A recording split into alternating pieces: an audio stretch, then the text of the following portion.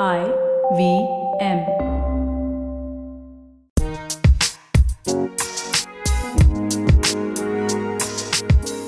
Hello and welcome to States of Anarchy.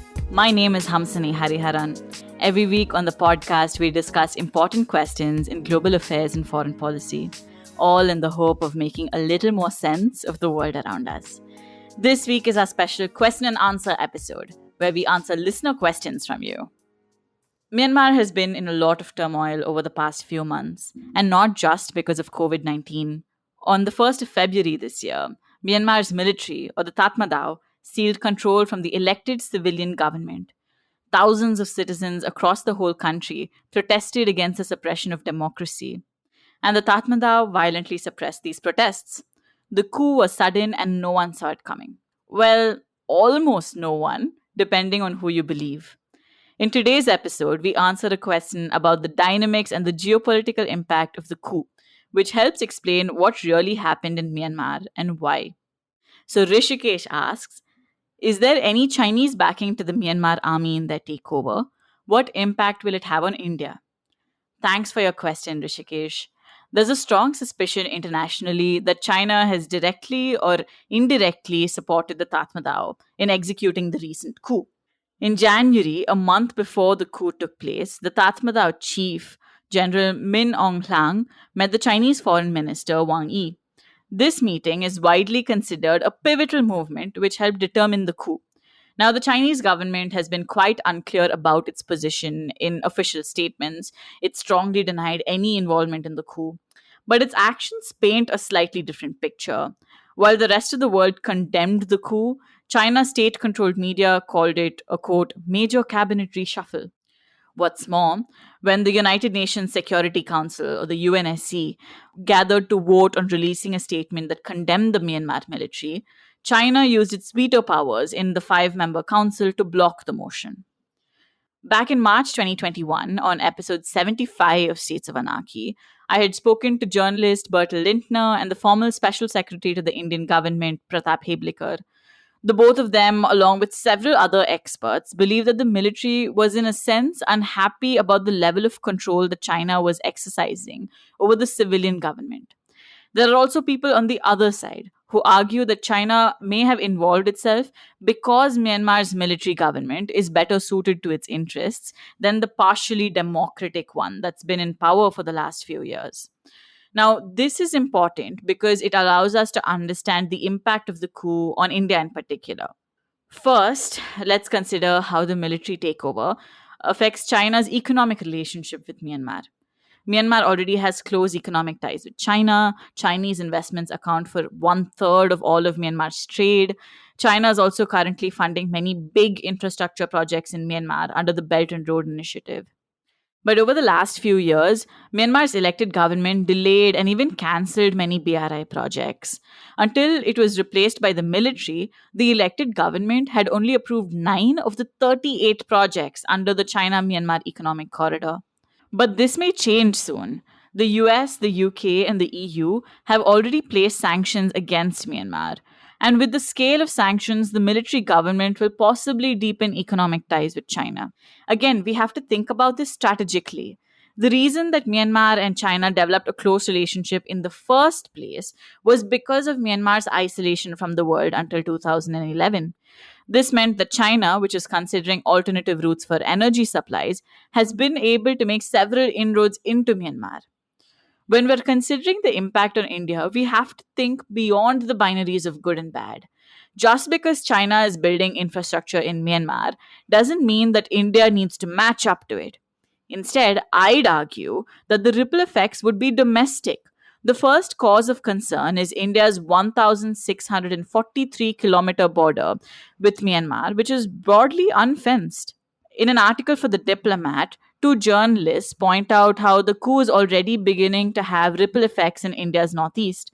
An estimated 7,000 Myanmar nationals, even policemen and lawmakers, have crossed the border and arrived in the Indian states of Mizoram and Manipur while seeking asylum from the Tatmadaw regime.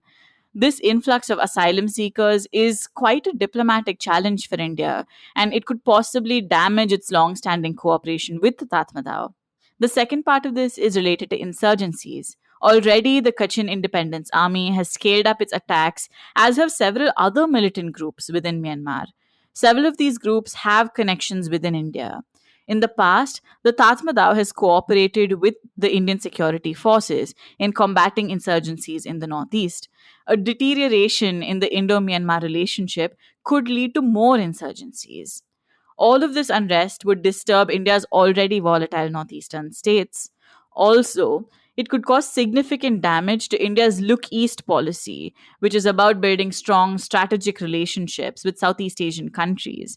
And this is because Myanmar is supposed to be India's gateway to the region. But these are just risks. As I mentioned before, the Myanmar military is cautious about depending too much on China. While the democratic government in Myanmar pursued closer relations with China, the Tatmadaw was actively reaching out to India, Russia, and other ASEAN nations to counterbalance China's influence in Myanmar. A Nikkei Asian article from earlier this year detailed how, in recent years, Myanmar has cultivated defense ties with Russia to specifically counter China's influence. The article even quoted an Asian diplomat saying that the Tatmadaw's current chief is personally distrustful of the Chinese. So, what are India's options? Well, unlike countries in the West, India doesn't openly champion democracy.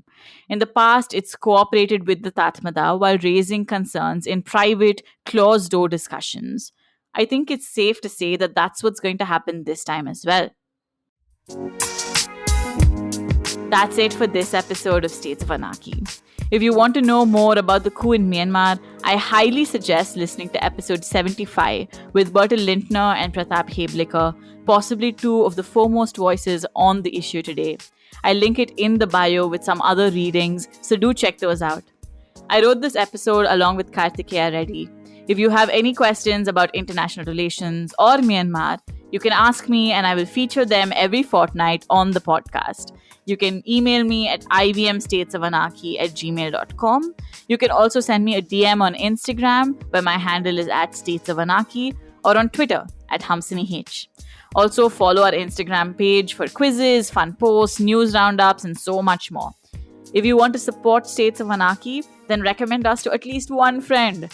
You can also leave us a rating on iTunes. You can listen to us on whatever podcast app you use. We'll be back next Tuesday. I hope you enjoyed that show. If you aren't following us on social media, please do. We're IVM Podcast on Twitter, Facebook, and Instagram. We'd like to thank the sponsors on the network this week, Siet and Cred. We really appreciate the support. It is what makes this possible.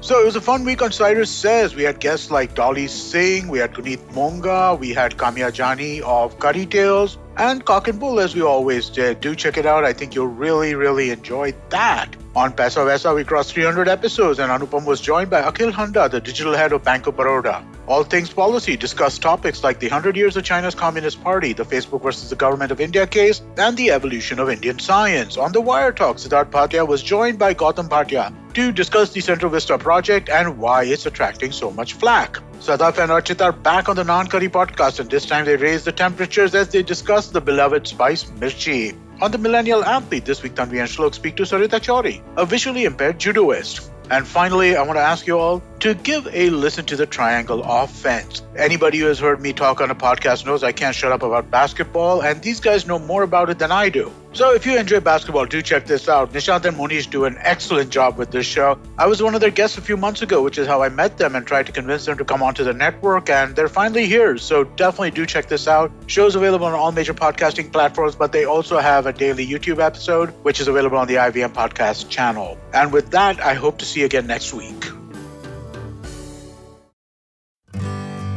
Working Monday to Friday glued to your chair making you feel dull? Worry not. Get your 5-minute weekly dose of travel around the world with Postcards from Nowhere. Join me every Thursday as I explore the strange, obscure, and fascinating parts of the world and bring out facets of travel you may not have thought of before. You can find us on the IVM Podcast app, website, or wherever you get your podcast from.